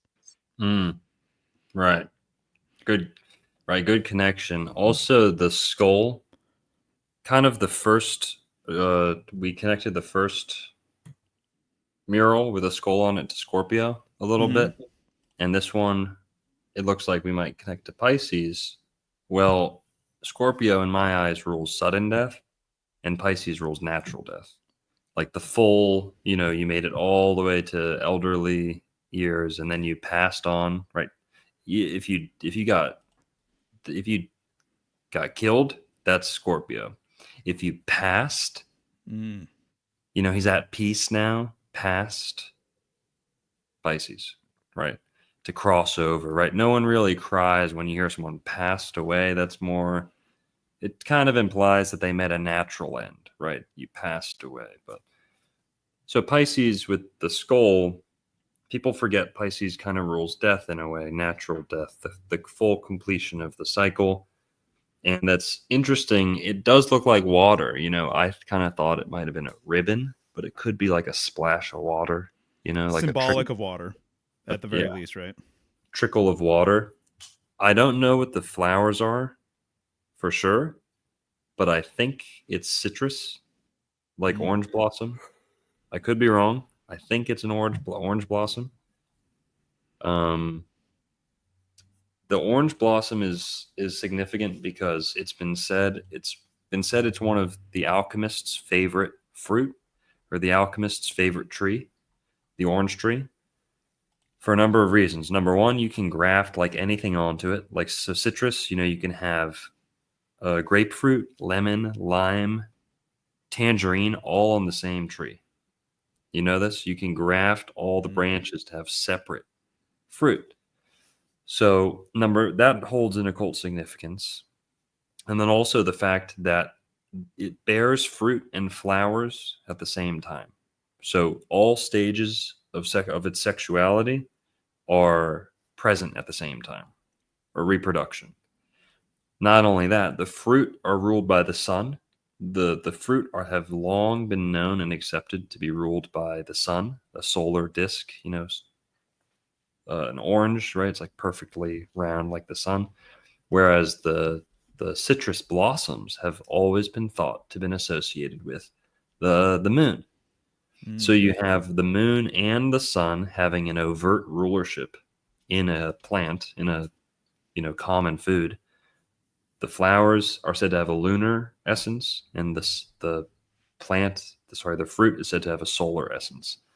So there's a couple reasons. Also, the golden apples. You could go on and on, but I think that's an orange blossom. I could be wrong, but it looks like an orange blossom. And oranges do have an occult significance. Orange is the name of a royal house. It's one of the only words to rhyme with nothing.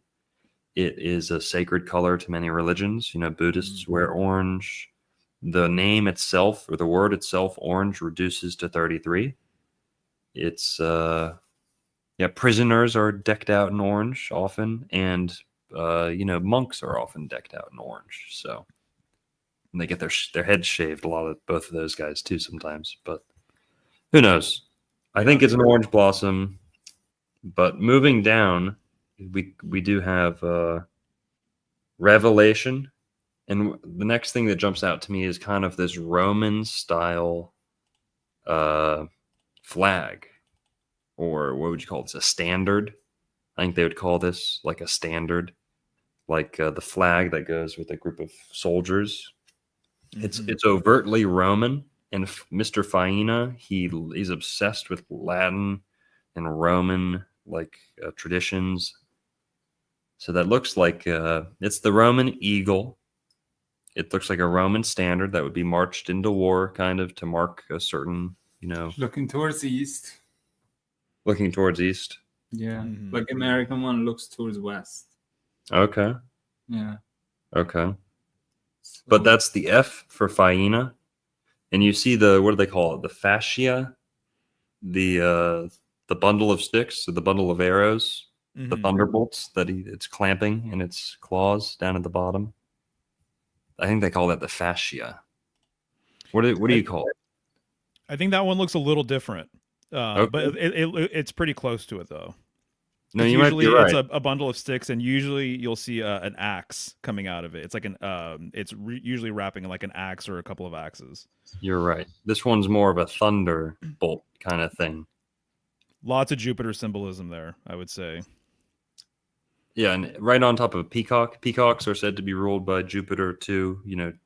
Jupiterian signs like the peacock. Like Mr. Faina is a Sagittarius. The eagle you can associate with Sagittarius. The thunderbolt you can associate with Sagittarius. And peacocking you can associate with Jupiter that rules Sagittarius. He loves his name. He likes to put his name on everything. The F is all over the hotel. Yeah. The whole district is named after him now.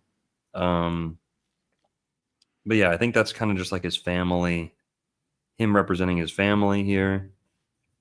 But definitely a nod, tip of the hat to ancient Rome. I don't know if he's kind of declaring that he has an ancient Roman bloodline, or if he just loves, the Roman way of life. But yeah, F, peacock.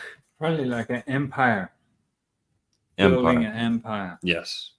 Nailing it there. Right. It's not just one hotel. It's like how many? Yeah, there's a couple. Buenos Aires, New York, a couple locations around the world. A ton of buildings in New York, plus they're making a residential quarter. Yep. Yeah. There's a new Faina hotel, or it's a condo, not a hotel, permanent residence, big building coming to Miami. So a new Faina building coming to Miami next year, I think. So then you have banana leaves. Banana trees, yes. Yeah, it seems to be banana leaves. Could think so. Might not be, but you've also got geese. Looks like a bunch of geese, right? 7 Maybe of them. Yeah. Okay, 7 geese. 1, 2, 3, 4, 5, 6, 7. Right. And there's the pelican. So I can tee off on the pelican, you know, for a little bit. But what else do you see here? There's kind of like a golden dinner plate in the background or something weird, Right, right. like a ring portal, right. maybe.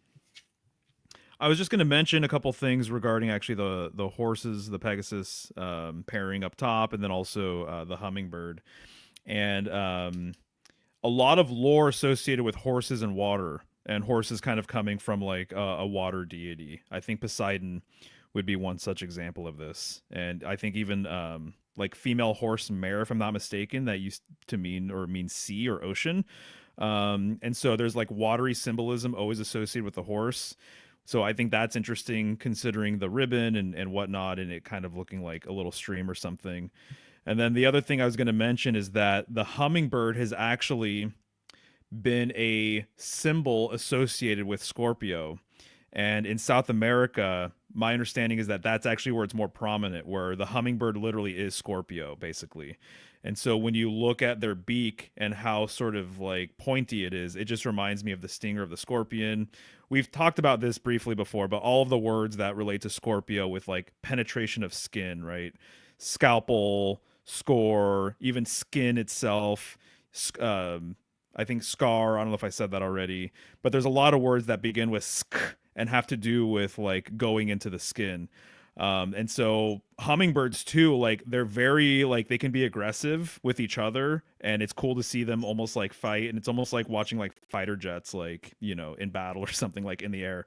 So I can kind of see the hummingbird scorpionic kind of connection there.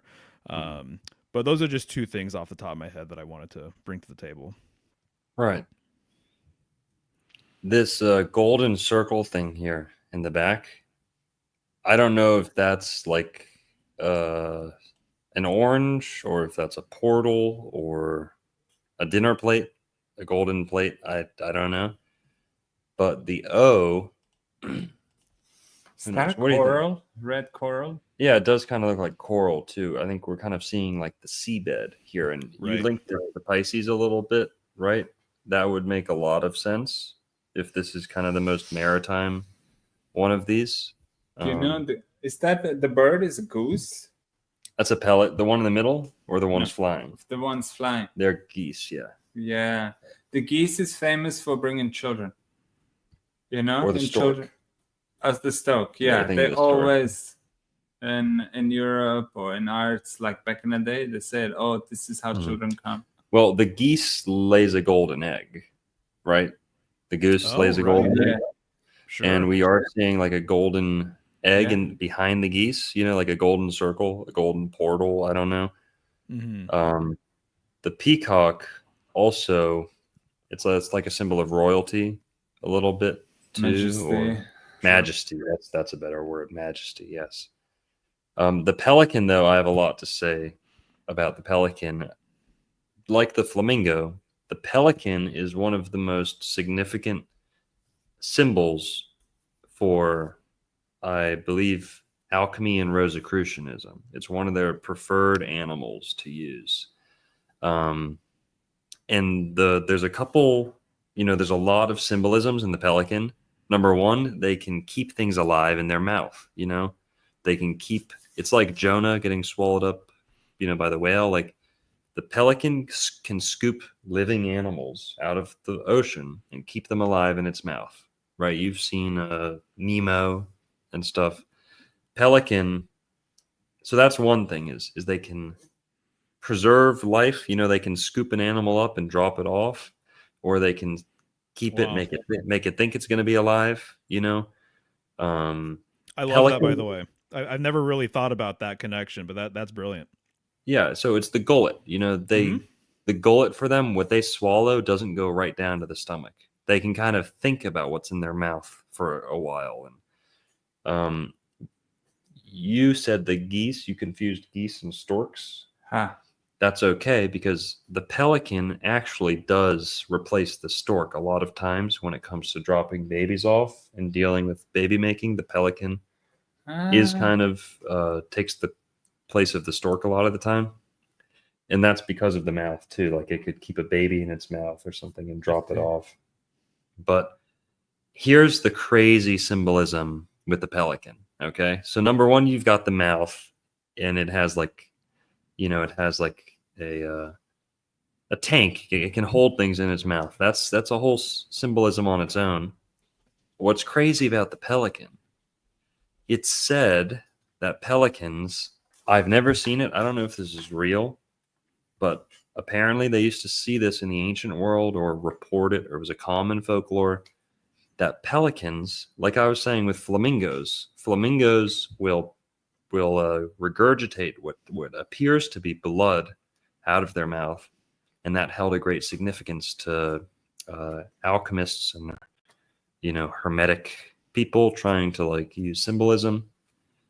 The pelican is known, or is thought to, when it has a group of young, its hatchlings, its babies, the pelican is known or mythologized as when its children need when they're hungry, and I don't when it can't find food, or if it's just how it Emergency. usually provides the food. But when it needs food and it can't find food, that's how I'm going to choose to tell it, is that it'll start picking out its feathers on its chest, and the pelican will pull out the feathers on its chest with its own beak until it's just the skin, and then it'll start picking at the skin, picking at the skin until it opens up a wound, and then blood starts to trickle from the breast. And the pelican is said to feed its own young with the blood from its chest. So it's a symbol of blood, sacrifice, self-sacrifice,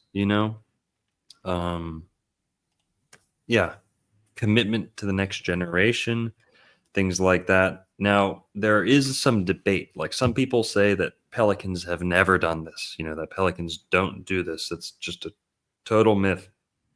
Other people think that it might be kind of like the flamingo thing, where it's a little bit of a illusion, like the pelican is throwing up like a bloody material out of its mouth that kind of just spills down onto its chest. So, but some people swear that they've seen this.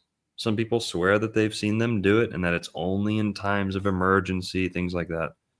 Who knows? But you've heard about that before, right? The pelican plucking its own breast. I have. I love it though, man. It's so interesting to me. My favorite like Rosicrucian paintings, it shows that basically the pelican, it's bleeding from its breast, and then there's children before it. Sometimes there's like a large cross, of course, with that rose right there in the middle of it. There's one in Secret Teachings that's really pretty gorgeous, that displays that. And also too, because of that, it's been related to Christ symbolism as well, the sacrificial nature of things and whatnot.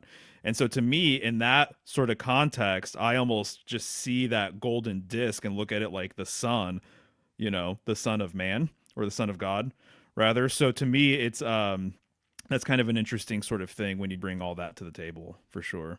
And yeah, I don't know if it's real either, but I think it's very interesting. And you're muted. Sorry about that. Yeah. There is a ship in the background here. Kind of interesting that they chose to include it, right? There's no real need to include that ship. There's plenty of elements to work with, right? They really wanted to squeeze that ship into the background for some reason. Maybe that's one of the ships from the last mural, but it seems to be the bottom of the ocean here. Yep. And kind of like bending reality here, the corals growing up out of the ground, and the birds are seemingly like underwater almost. Or maybe Wow. no water. Water is still behind. Or no water. Or right? no water, yeah. You can Yeah. also see. Okay, I think maybe we're cracking a code here. It just is coming to me now, but Okay. I think this relates to Pisces, and we saw already Pisces kind of be highlighted, Pegasus and its close relationship with Pisces, Christ and Pisces, obviously the age of Pisces being a thing. There's a great book. I'm sure you've heard of it, but The Zodiac and the Salts of Salvation. Yeah. is a really interesting book. If you read the Pisces chapter, it's all about blood, and it talks about Pisces and waterways symbolically being like our veins and going to the very, very edges of like a watery system, a waterway system, going Mhm. to the very edges of our veins and then also returning. And then when you look at the coral that surrounds it, does it not look like veins or blood or something along those lines, right? And Yes. then you just mentioned everything regarding the pelican too, with the blood sacrifice aspect. So I Mhm. wonder if there's a deep esoteric thing going on here with Pisces and blood. Yeah. 100%. The two birds here at the bottom left, they're called a sandhill crane or maybe a whooping crane. Mm. And then the one in the bottom right is a spoonbill. And those are kind of rare, a little bit. If you encounter those, they're more endangered, kind of. At least the spoonbill is. It's a very rare bird. Lots of coral and starfish and things like that. It's clearly the bottom of the ocean bed here. Mm. And Um, coral in Vedic understanding, ruled by Mars. yeah. Red Ooh. coral. Okay. There you go. That's interesting too. I mean, men have more iron in their blood and women have more copper in their blood. How fascinating is that when you Yes. consider, right, iron relating to Mars, Venus relating to copper. So that's fascinating. Yeah. So I think I lose track of the order here. No, Poter is next. I have the order. Sorry. Amor. We skipped one. We should have gone to Amor, which is love. So That was this is the second one. This is number 3. This should be the third one in order. But like I said, there might not even be an order. So here we get from top to bottom in the titles Amor, meaning love, right? But this is not necessarily romance love. This is kind of more like your Aleister Crowley love, right? The union of the universal principles, right? Masculine, feminine, not necessarily falling in love. Well, it could be, it's both. I think it is. It's both. But you got a lot of vines, grapes. Seems to be a vineyard here. And yeah, many colored grapes. You got some more ferns. And you have what seems to be it's a heart getting stabbed with a knife. Almost in like a pearl dish or something like that. Looks like pearls, maybe. Like an oyster jewelry, piece of jewelry made out of like oyster themed or pearl. Hard to say, but what do you see here at the top? Anything jump out to you? Yeah, I see the star definitely rules the Venus. And the other stars can be different ones. But perhaps let me look the whole thing before I speak more. Okay. It's The whole fountain. package. Fountain. To me, Fountain of Youth, jumped out to me at this one because other parts of the hotel are very Fountain of Youth themed. And Fountain of Youth, Arcadia, Garden of Eden, kind of all goes hand in hand a little bit. But yeah, we have the heart being pierced here, right? Yep. That's the main element at the Because top. the water is always connected to the heart, emotions, right? Mm. How you feel about things. You got that triple or 4 time. Mm-hmm. The fountain. Yeah. Right. So what I think he's playing around with, I think it's kind of clear actually. Go ahead. It's definitely, sorry to interrupt, No it's worries. definitely Fountain of Youth themed here, just to reiterate, because you have the Conquistador's helmet bottom right. So this is almost like maybe a failed expedition to the Fountain of Youth. You've got some Conquistador armor there on the ground. You've got a skull. But yeah, and the sword stuck in the ground too. The sword stuck in the ground. But yeah. Gotcha. Yeah, no, I think the Fountain of Youth thing is definitely absolutely on point for sure for a few different reasons. But I was going to make a comment regarding the heart and what's going on up there. And Right. what's going on is I think that he's really making he's highlighting the 13, and this could be a reference to, I don't know. I mean, a few different things, right? The 13 breaks the harmony of the 12. That's what I've come to realize with a lot of its symbolism that it encodes. And that 13th star actually does the same thing. And so it actually is poking out above the clouds. All of the other stars are within that cloud, right? Within that orb. But that 13th star is breaking out above. And so I know, obviously, you follow a 12 sign system. I post based off of a 12 sign system. The 13th sign, Ophiuchus, breaks the harmony of the 12. And what I've come to find out about Ophiuchus, it's pretty interesting, is that actually, to me, it's almost like an exit from the zodiac, and it's actually pointing you somewhere else. It's pointing you north. It's more northern than all of the other constellations, Ophiuchus is. And this star is more northern symbolically too than all these other stars. And so even when you're dealing with the 12, there's always, when you're dealing with any number, right? There's always the hidden center. So if you have 6 stars, there's the hidden 7th point in the middle. If you're dealing with a square, there's a hidden 5th point in the middle. The 4 on the corners, and then the 1 dead center. And we're talking about the sacred center here. We're talking about the heart, and the heart is actually being pierced or penetrated by a blade. And so to me, there's something going on with that upper star being the 13th, breaking the mold of the 12. The other thing I was going to say too, symbolically, what I've come across, and I think this is true, when you see a sun or sun-like design and you have alternating rays, some of the rays are wavy, some of the rays are straight.